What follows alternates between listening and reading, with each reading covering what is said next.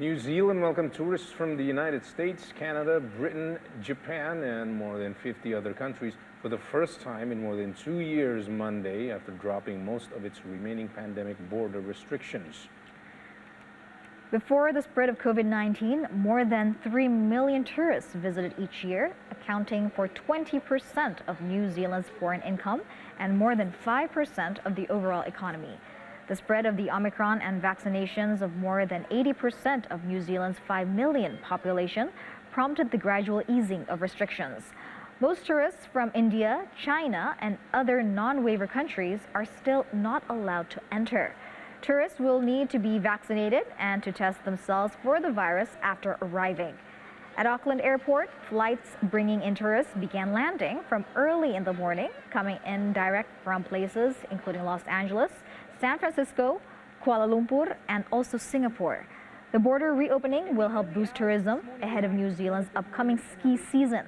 But the real test of how much the tourism industry rebounds will come in December, when the peak summer season begins in the Southern Hemisphere nation. Canada, Korea, and Singapore.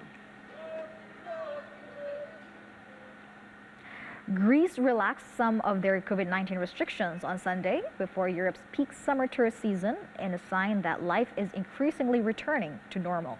Greece's Civil Aviation Authority announced that it was lifting all COVID-19 rules for international and domestic flights, except for wearing face masks during flights and at the airports. Previously, air travelers were required to show proof of vaccination, a negative test, or a recent recovery from the disease.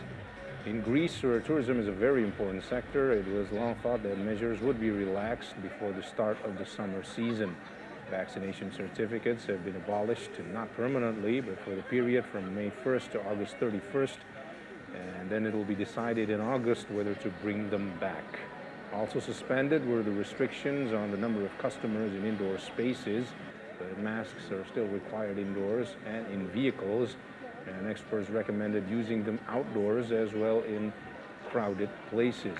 Greece saw tourism revenue plunge in 2020 and only partially rebound last year, but the country hopes for a record year this year.